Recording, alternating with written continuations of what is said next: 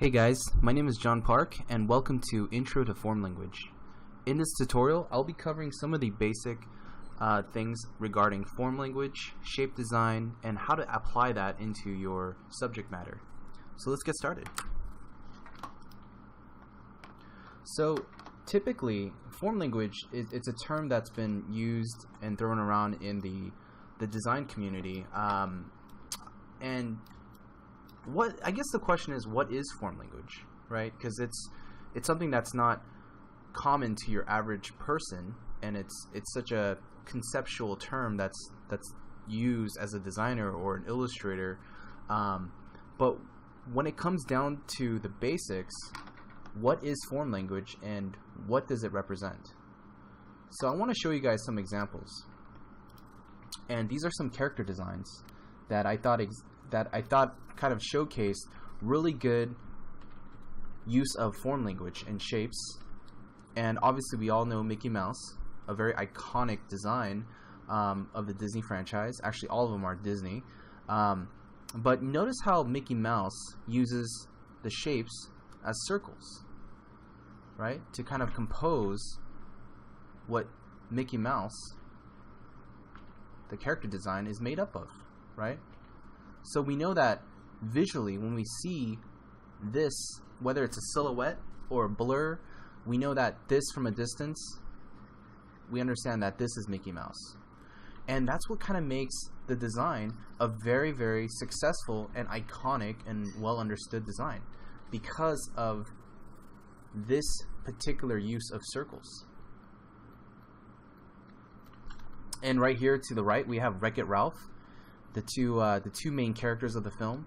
And I thought this was a perfect example of showcasing how we have the difference between a very square character and a very round character, right? You can see that these two characters have such a contrast, just not only based on the visuals, but also their personalities. And the visuals just help reinforce that kind of relationship, right? We have a circle and a square, and that's the kind of contrast that this film used. And same with here, with Up, we have the same exact example. We have a square, and we have a very circular character. And even within the square, you can see that, you know, the character here has a square head, square ears, square glasses. But check this out, he has a circular nose. And the reason why the character actually has a circular nose is so that there is some sort of relationship between the two, right? So when you look at this character, Russell's very round. There's a lot of round features, right? Round mouth, round nose, round eyes, all these round little things around his tassel or this little belt. You know, and the only thing that's really square are these subtle elements, like the patch on his arm, the belt, you know, some indication that, you know, even at certain points, his facial expression actually gets pretty round as well when he's upset, right? Even though he has a round face, the facial expression gets pretty square. So these types of design languages are utilized in a way to really kind of showcase and drive not only story, but also the character development. Let's look at some other examples here, guys. This was one of the films that DreamWorks produced. Actually, one of my favorite films visually. This is called Croods, and Croods it's about a family who's kind of like a caveman type family, and they have a lot of family dynamics that they kind of learn along this journey. And there's a lot of tension between the father and the daughter, and it's a growing kind of narrative story and plot. But when I was looking at the environment design, there's a lot of things that were so unique and put in a context that we were able to visually understand. So what's interesting about these environments in particular is that these actually are very reminiscent of coral reef, right? You look at this stuff, and these look like coral reef. And I'm pretty sure, whether this was intentional or not, but the designers over at DreamWorks were obviously inspired by something. And the first thing that came to our minds, you know, and I think what most audiences connected with, was the fact that this was so much like what we've seen before, but put in a different context, made it a really interesting design language, a form language. And this is a picture of a coral reef that I wanted to bring in. And just look at the similarities here, right? We're used to coral reef being underwater, but now it's put in a different context where it's in this barren kind of, you know, deserty type landscape, that it makes it a very interesting environment. Let's look at a couple of other things here. I wanted to showcase this example here. I thought it was fantastic, of this creature here. And this creature is a whale, right? But look at this whale. It's out of water. It's completely not in what we think is an underwater whale. And also the shape language, the way they presented it with the moss growing on here, obviously it has kind of the barnacles, but it looks like a rock, right? And the first time that you see this creature appear in the movies, you think, wow, these are some big boulder rocks that are kind of moving around. But you look closely and they're humpback whales, literally. So I thought that was a really interesting twist on the design. And I love these sketches that were done by Nicholas Weiss.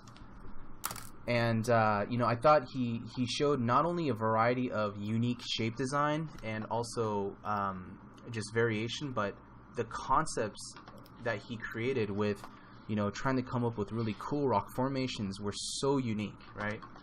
And I know a lot of times we sit there and we think to ourselves, how do I make something look cool, right? It's like the number one most challenging thing that we can confront, right?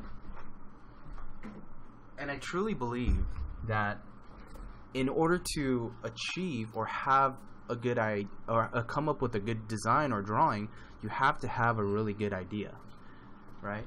And Nicholas, he's someone that is very observant and very aware of nature and his surroundings, and I believe that he looked at lava formations. And if we just Google that, I just want to show you guys some examples of the types of lava formations that are very reminiscent to what he created. So look at this, guys. Like, look at those rock formations. That is so close to what he actually drew here. And the language and the movement and the shapes and everything is actually being translated very clearly in some of his drawings here. And these are some of the shapes that he himself was most likely inspired by to come up with these cool designs, right? Otherwise, you know, when we look at this stuff, we're just scratching our heads like, how in the heck did he come up with these ideas? It's so crazy, right?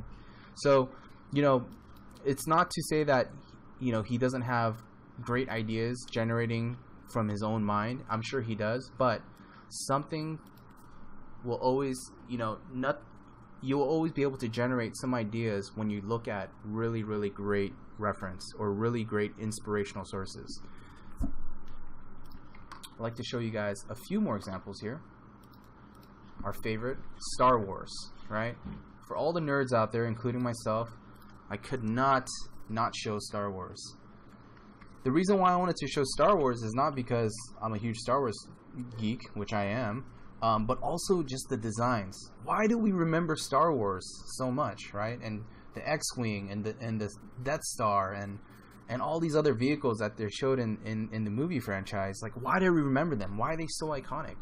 And if we really break it down to its core, it's the shapes. Look at how simple these shapes are. I mean, this is literally a triangle, right?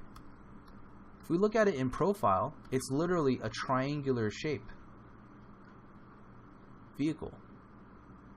And we look at this vehicle here, it's literally a circle with a triangular tip. right? And this design here, if you look at it in profile, front dead on, it's literally X, right? That's why they called it the X-Wing. Duh, right?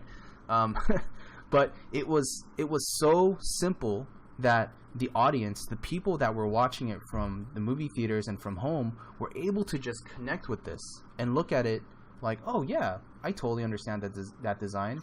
I get it. It's simple. It's circular. It's I can remember it, and that's the key component to really good design, is understanding how to make something really, really clear, iconic, and very easily recognizable, right? So that's what I'd like to share with you guys today, and hopefully in this demonstration, you guys will be able to pick up on that and utilize that in your designs. Just one more example before we get started. I know this is a little bit out of context, or it might seem like it, but I want to talk about car design. The reason why I want to talk about this car design is, one, BMWs, sexy cars as they are. A car like this, some of the car designers were actually inspired by sharks.